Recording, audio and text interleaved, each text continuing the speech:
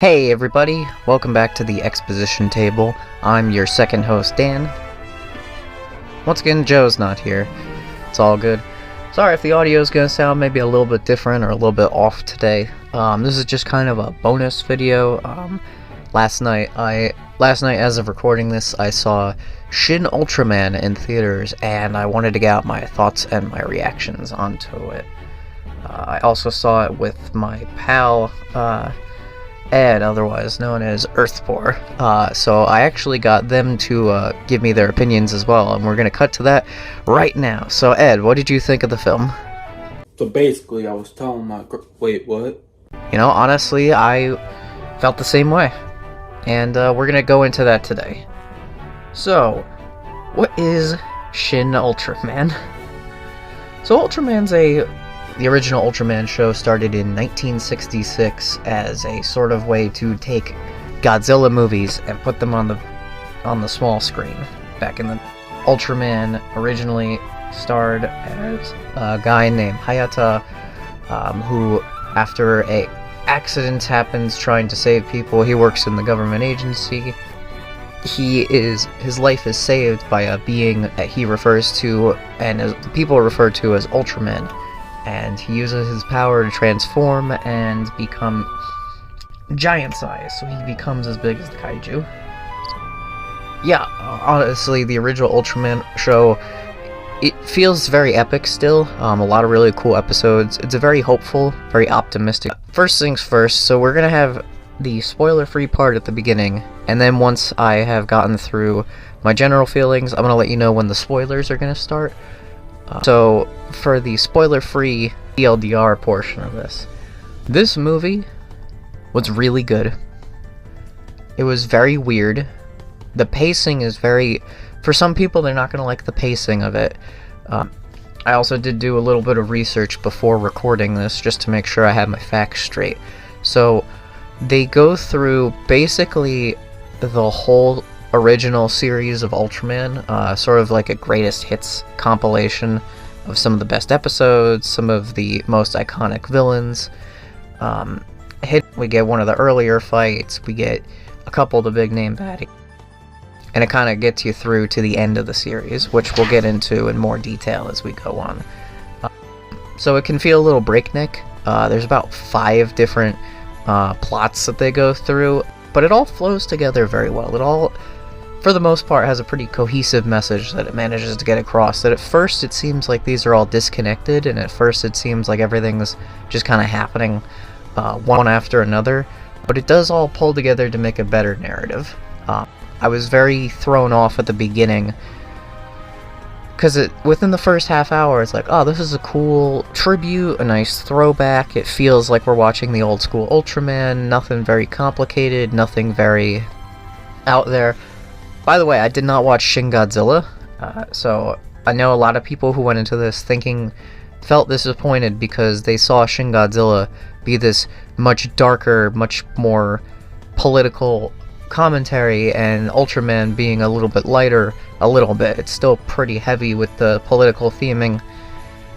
To come into this and to see that it's a little hopeful and optimistic is a bit of an interesting move. But I think it works. I mean, it feels like Ultraman.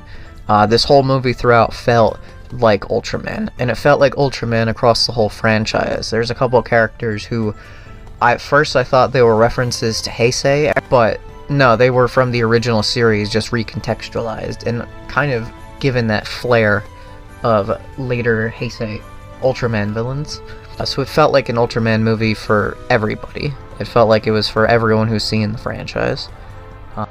I love the use of the old music, I love the use of the old sound effects, the way that all this...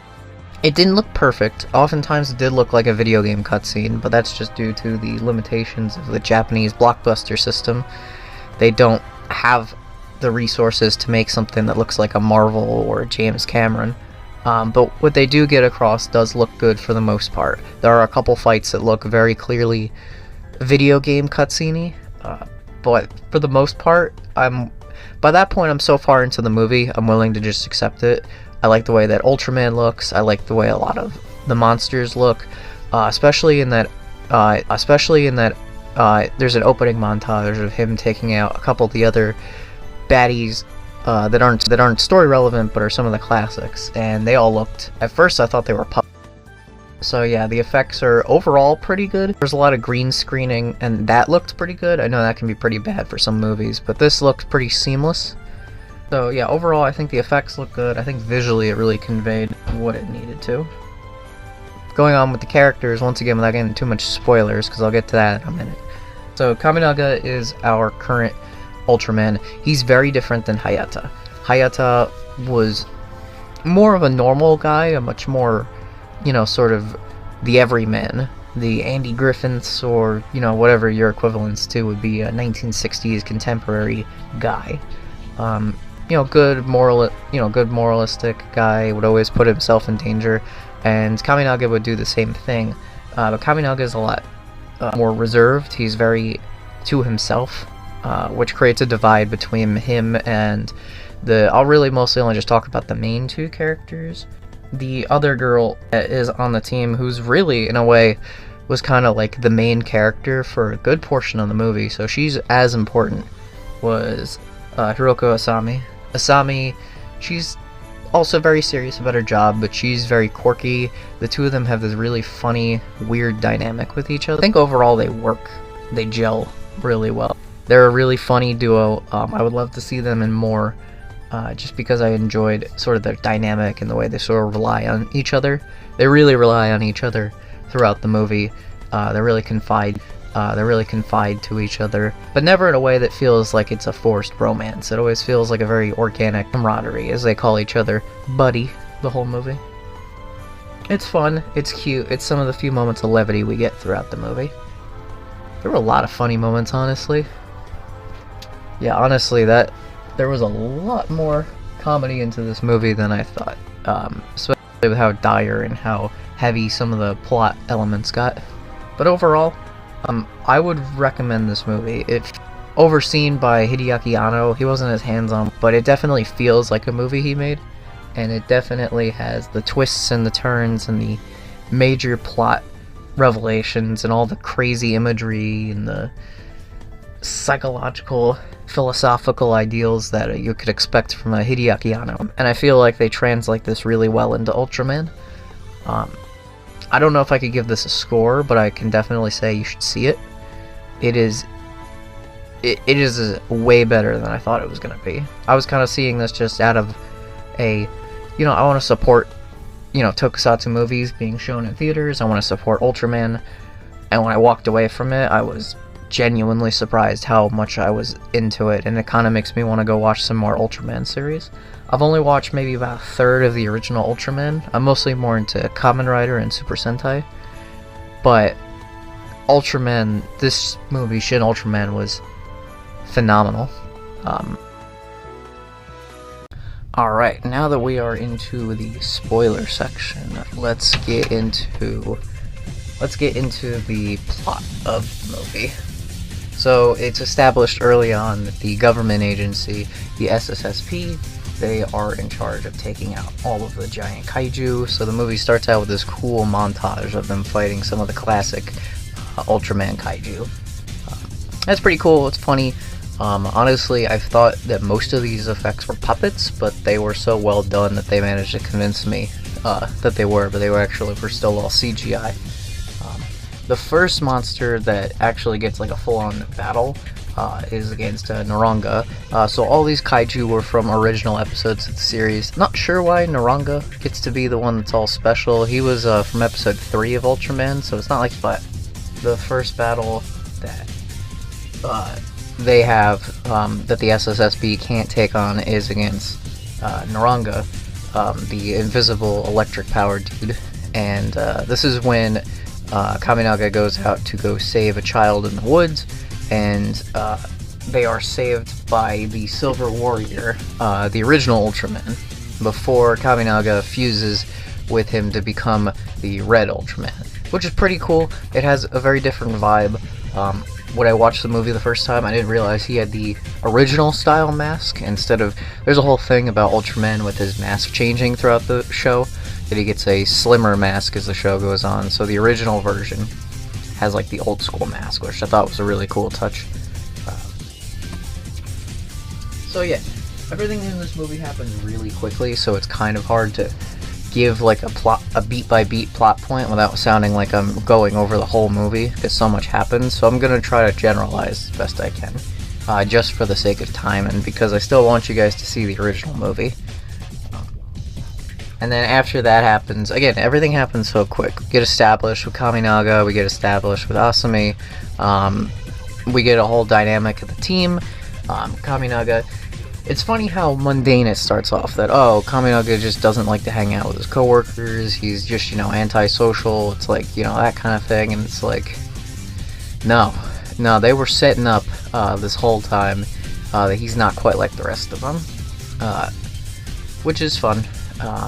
Well, it's funny because Asami is always talking about how they're bodies, and how he's not about that, at least for 20 minutes until he becomes buddies.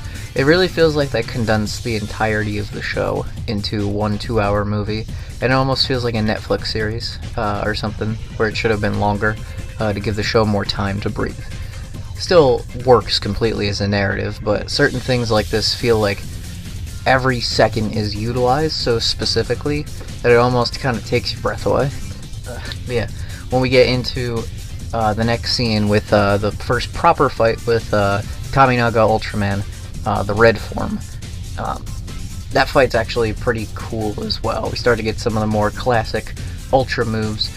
I think they introduce a good litmus test for you early on by having Ultraman do that crazy ass spin that he does at the beginning.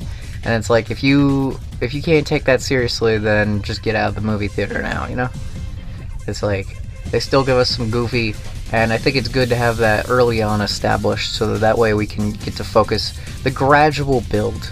Because when I saw the movie, the first half hour felt like just a nice little tribute to Ultraman, and maybe that's for the best. They started out with what felt like just a normal episode, basically, of Ultraman. The Naranga and Gabara fights really kind of just gave you that classic vibe, and then things gradually started picking up, because after all that happens, we're already getting into a storyline where Kaminaga gets kidnapped.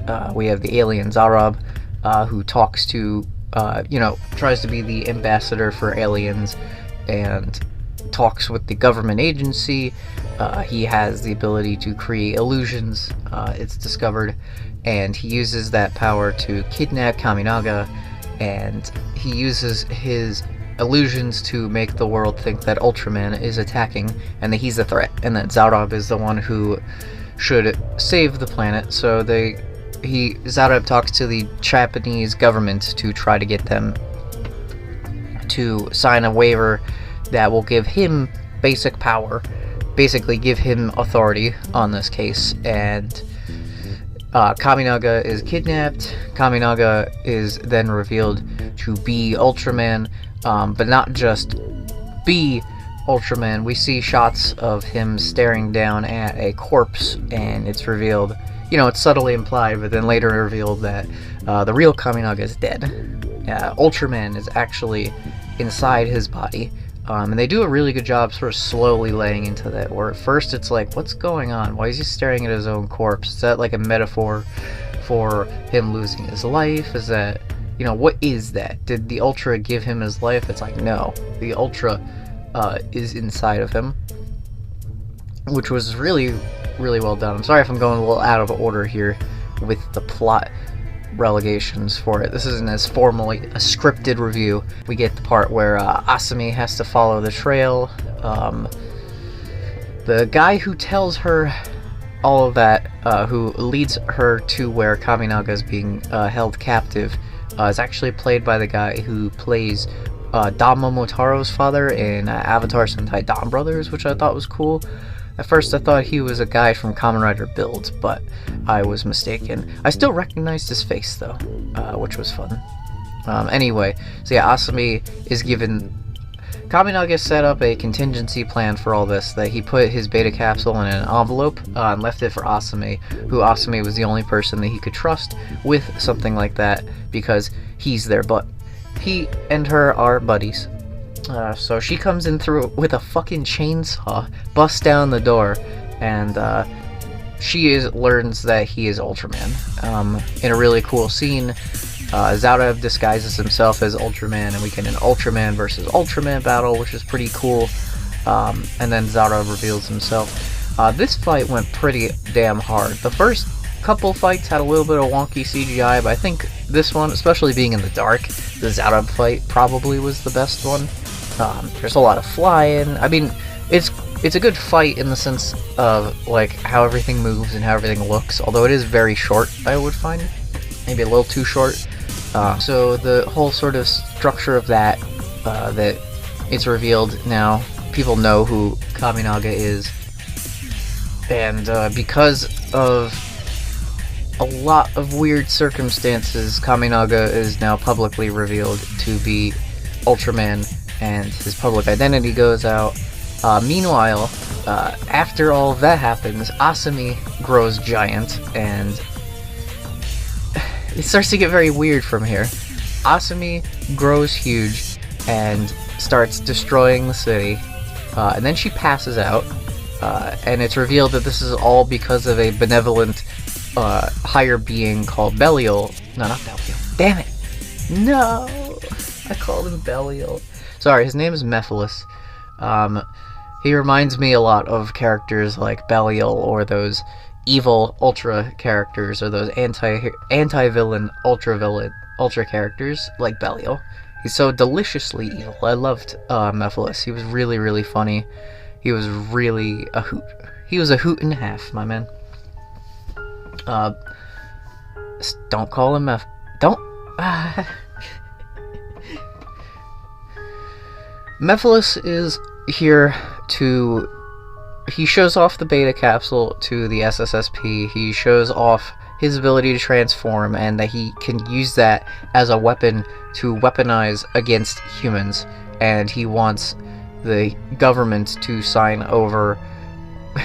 All these aliens want is the government to sign over authority to whatever higher being it is. And he basically wants it so that, as far as I can interpret, that he wants them to sign over power to the Ultras, and basically what it would allow humans to grow giant size, or they'd be able to fuse with kaiju, much like Kaminaga does with Ultraman, using the power of the beta system, which gets into a lot of the heavy military themes that we have going on throughout this movie about, giving all humans, power, such as that, the classic Incredibles line, if everyone's super, then nobody is, really becomes a big theme of this movie here, as well as, basic stuff about governments taking over. But it's all a gradual build. I will admit it is kind of silly how many scenes there are of people trying to sign paperwork getting interrupted by the SSSP, but it makes sense. Given the themes about this movie, why they would do stuff like that. But Mephiles he's a delight. He has so many fun scenes. He has this weird quirk of talking about, he'll say, something, that's my least favorite saying. Or, all's well that ends well. That's my least favorite saying. Or something to that effect. He has like this whole little gimmick of and he pulls it off with such charisma, such charm. He's such a funny dude. And I didn't know that he was the guy who played Aruto's father. Bro, what is with this movie and Toku Dance? He plays Aruto's father from Kamen Rider 01, which means he is Kamen Rider Ichigata, which is awesome. I loved Kamen Rider. But yeah, this dude just is smiling, prancing around. He's a delight. He's having the time of his life. But he knows about the truth that Kaminaga is actually Ultraman. Not that everyone by this point in the movie knows Kaminaga is Ultraman, but he knows that Ultraman is the one driving the car. Kaminaga is dead as of this point. Mephiles knows that. He knows that Kaminaga died, and that Ultraman is controlling his body. And he speaks to him on that level, and Kaminaga, Ultraman, doesn't want to go along with this plan. He doesn't want, autonomy and power over humans. even though he's in a situation where he, benefited from this, he doesn't want that for humanity. He wants humanity to have its own free will and autonomy. So the SSSP devise a plan to stop Belial. Damn it, I called him Belial again, I'm sorry. Bro, I had to force myself to remember his name was Belial from the other show. And now I can't get that name out of my head, because I spent all my damn time remembering it. Mephiles. They need to stop Mephiles. So, they go to, there's like a little conference, there's a whole little signing of papers, and the beta capsule, because he has a giant beta capsule. The beta capsule is like the size of a fucking building, and Ultraman has to come in and dispose of the beta capsule, get it thrown away so that no one else can use that power. So they have this whole little scene, very weird scene, where in order to figure out where the beta capsule went, the only thing that they can use to link the two of them, because Asami grew, was her scent. So we get a scene of Kaminaga sniffing her. Very weirdly, for a long period of time, the entire theater was breaking out into laughter over that scene. What the fuck? I mean, I would say that's really weird. However, first of all, he's an alien. Second of all, she already grabs his butt. She grabs everybody's butt. Asami just grabs everyone's butt. Mostly her own, but she grabs everybody's butt. So, I think it's just what they got going on. That's just how they do. Yeah, that scene happens, and that's how they find where the beta capsule is, and that's how Ultraman's able to go and grab it and throw it away, and then they get a cool fight between Mephiles and Ultraman, and this is where the CGI really starts to fall apart, because this really feels like a PS3 cutscene. It's pretty rough, it's pretty bad. I think the fight itself is fine, but I think that the visual rendering just really needed some more work, or not some work. That's a disingenuous statement. I should rather say they needed, I think, more money, better budget for this. As nice as it can look at times, Japanese film studios just don't have the resources that American film studios do. Even somebody as highly acclaimed as Hideaki Anno just doesn't have the resources available at his disposal in the Japanese film industry. And it's a shame, because I think for the most part it gets it right, but it's just the parts where it doesn't that it really sticks out. And this particular fight against Mephiles was probably the worst one, at least visually. In terms of action, it's probably the fight after the original Kaiju that had the most dynamic choreography. But anyway, the two of them are fighting, but Mephiles stops the battle at a standstill. He stops it because he sees in the background the Blue Ultra, Zafi, come by. And that implicates to him that, oh no, something's going down, I'm gonna save my skin, and gets out of there. Which at first kind of feels like a cop-out. And by this point, we're now on the 5th storyline. It starts to feel like it's starting to spin its wheels a little bit. But at the end of the day, it does contribute. It shows a constant escalation of conflict. They picked each villain as an escalation of conflict from the thoughtless of the kaiju that just exist. Which, by the way, Mephiles reveals that kaiju are just part of the nature of the world. They're not extraterrestrial like some of the other aliens that have been coming around, like Zaudab and himself are. The kaiju like Naranga and Gabra, those live within the Earth and are basically an extension of Mother Nature for humanity's pollution and destruction and all that stuff. So they're kind of a way to fight back against it, and that's part of where Mephiles was having his justification of eliminating humans, destroying them all, which Zafi, then it's revealed, sort of agrees with, that they basically just want to eliminate humans, either control them or eliminate them, because they're not so advanced as the higher alien lives, but they are advanced enough to be dangerous. So the way they consider it is much like how humans will, kill animals that are smart enough to be a threat to them, but not smart enough to have autonomy over their own lives, these aliens will do the same to the humans, and they don't see it as any different. Kaminaga obviously protests to that.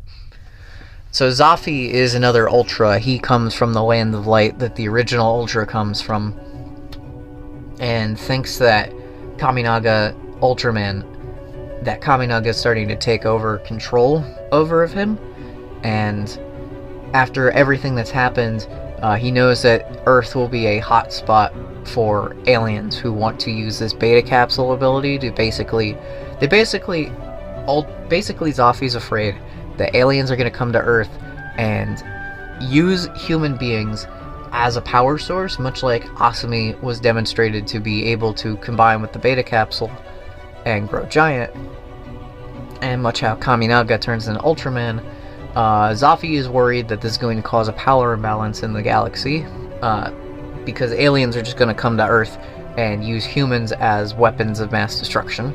So his plan is to create basically a space laser Zeton and destroy Earth. Just wipe it off. And this is where the movie gets really depressing. I mean, obviously it should, but everybody on the SSSP, after all their time fighting and battling, just give up. Because they can't do anything, and they realize the hopelessness of their own actions and the inevitability of their own demise. There are a couple of the other SSP members. I didn't really mention them up to this point. We had Taki, who was probably the one who gets the most stressed out about everything. Taki and Yumi Taki and Yumi are like the two side characters. Yumi doesn't really do a whole lot. She mostly she'll speak in English sometimes, and she stress eats. That's about it. Taki gets so depressed by all of this and the fact that he's worthless and can't do anything, he almost starts developing a drinking habit. He starts getting drunk at work. He just doesn't care, because it's like, what are we gonna do? We're gonna die. Tamura is like the head of the SSSP, and he's constantly out there trying to save and defend Kaminaga, always trying to protect him from the government, whether it's, trying to protect his job, trying to protect his identity, not giving him over to higher governments who want to experiment on him or use him as a weapon. He's not a complex character, but he's a very honorable man. Much as I remember the original Commander in the original Ultraman series sometimes felt like the main character when Hayato wasn't being the main character. In this case, Tamura really fills that role of leadership. That's much appreciated. Yeah, I was like, what the fuck? Taki's just getting drunk. This is sad, depressing. But by the end of the movie, they figure out, after all the depression and all the sadness and all the high stakes, they figure out by doing some research that there's a millisecond of time that they can use with the beta capsule to freeze time and basically pull. If they use the beta capsule twice, they can pull something into what's effectively a black hole, and they're going to try to utilize that opportunity to trap Zeton. So, but obviously it's, too dangerous. It's going to kill Kaminaga. They don't want to do it. Kaminaga says he has to do it, but promises them he's going to come back. Asami embraces him, gives him a hug. Their relationship never feels romantic, which I appreciate. They're very much just buddies, He's not interested in that, she's not interested in that. They're just buddies. So I appreciate that they have that strong dynamic between the two of them, that never feels like it has to be like romantic or anything. So Ultraman rises, goes up, and he uses his beta capsule and he traps Zeton. Then the black hole happens, and this scene becomes complete non. You know what? I do not want to spoil this part for you. This part is crazy. It is complete existentialism. It really feels like something out of Evangelion. I know I've basically spoiled most of the movie, but I do want to leave the ending at least up for debate for you. as to what happens, because there is honestly a lot of speculation on the ending of really any of it. So I'm gonna leave this up to you, for you to find out what happens. I will obviously say, you know, he does defeat Zeton, but that's all I'm gonna say. So I'd recommend you check out the movie yourself and see what you think about it. I think this movie was phenomenal. I think it really carried the themes of Ultraman, but managed to have sort of the darker implications of stuff like Shin Godzilla had, just not to the same degree.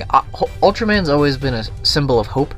Obviously Kamen Rider, Super Sentai are, but I feel like Ultraman really embodies that hopeful optimism. He's always like a symbol for justice, a symbol for, you know, the human spirit. Being that Ultraman's always someone who works together with a team, you know, very much having that teamwork element to it. So this movie really captures that. While I haven't talked much about the SSSP members, and what they lack in defined characteristics, they just make up for in individual moments that really kind of show you them as a team. Show you, because it's not like Taki and Yumi just aren't in the movie. They go everywhere that the rest of them go, so they're all together, even if they're not, you know, doing everything. They're always like together. They're always engaged. They're always, you can't say that they're not concerned about Kaminaga enough to go through all of these moments together. They're held up in a safe house together. They go and meet them at the airway strip. They go out onto the field with them. All of them do everything to protect Kaminaga. And it's a really strong theme of this movie, is that you really grow to like this cast, which has always been a strength of Ultraman.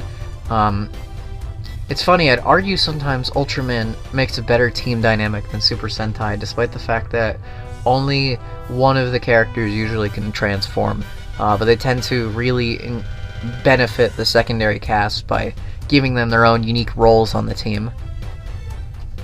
And I think here that really plays well. So overall, because there's a lot of smaller little references I could talk about, a lot of cool little Easter eggs and nods. I appreciate, they talked about, was it Johoro Academy, which was a reference to Kamen Rider Kuga, referencing a fictional academy in Kamen Rider Kuga, because they'll just reference anything. I know in Shin Godzilla there was a reference to Smart Brain from Kamen Rider Faiz, so they kind of just will throw anything out there. Ano can do what he wants, and that just is beautiful. So yeah, I think Shin Ultraman is fantastic. If you have not seen Ultraman, you might miss out on some of the references, but I think you can understand some of the general vibes and themes that go into Ultraman just by watching the movie. And it's a cool sort of greatest hits of what happens in the Ultraman series. And I think overall this is a good way to introduce people to Ultraman who may not have seen the original show, or not really caught up with the Ultra series, or are so overwhelmed by how many different shows there are that it's kind of hard to jump in.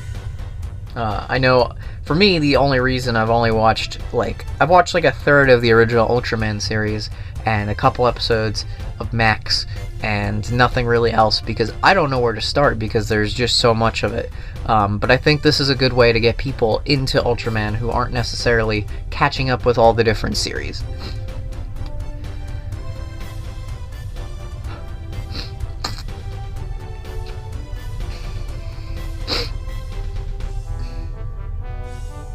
So overall, I think this is a fantastic piece of work.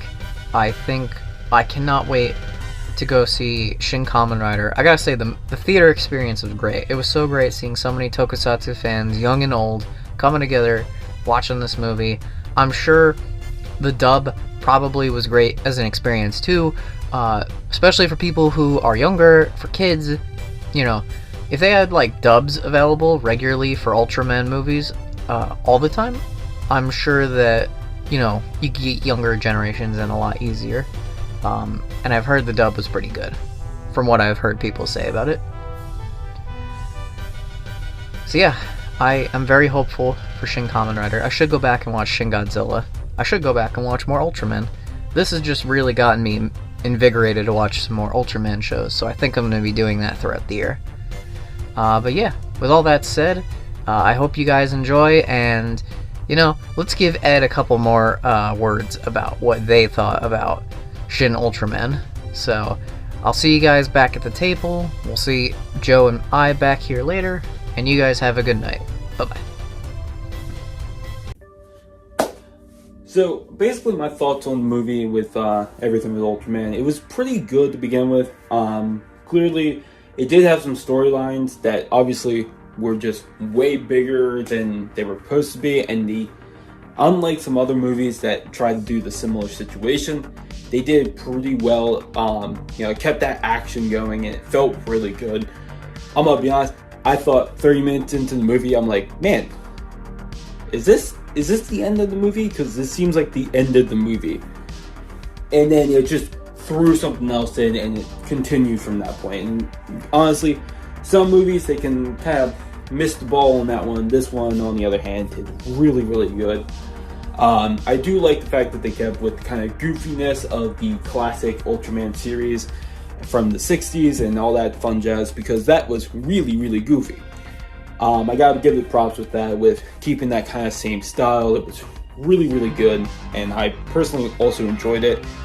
And I love when movies and stuff like that, when it's based off of these like classic Japanese, media like Ultraman, Godzilla, all this type of stuff. I love when they're able to just take these characters and update them with CGI and everything, but still keep that same feel from before. It was the same way with Shin Godzilla from a little while ago. That Godzilla form was very, very it felt like it was very much a person in a costume, or even claymation at some points, but you could tell it was made via computer science. And same thing here. I honestly thought for a good portion of the movie that Ultraman was just a dude in a suit, and that's how you do these CGI really well. It's when you can trick the people into thinking it's one way instead of another. So it's really, really good, and I think they did a wonderful job on that. A lot of the jokes really landed for me. I came in a little bit late. I don't know if Dan mentioned that, but I was a little bit late. I forgot. I missed the montage at the beginning, but when I came in, it was characters were kind of established. It was really nice, and I like the little twist near the end of the movie. I won't go into spoilers, but just in case, spoiler alert if you got this far already.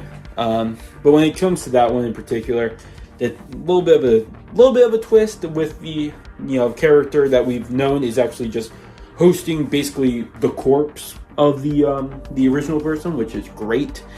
Already forgot their name. It's been like maybe 2 hours.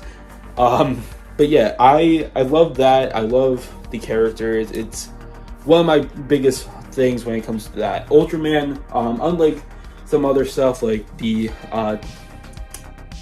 like Kamen Rider and the Power Rangers, I don't really know much about those, but I do know a little bit about Ultraman, mostly due to my father, and also Ben 10 with the Way Big being a Toku star, being based off of the Tokus, and I think that's what they're called.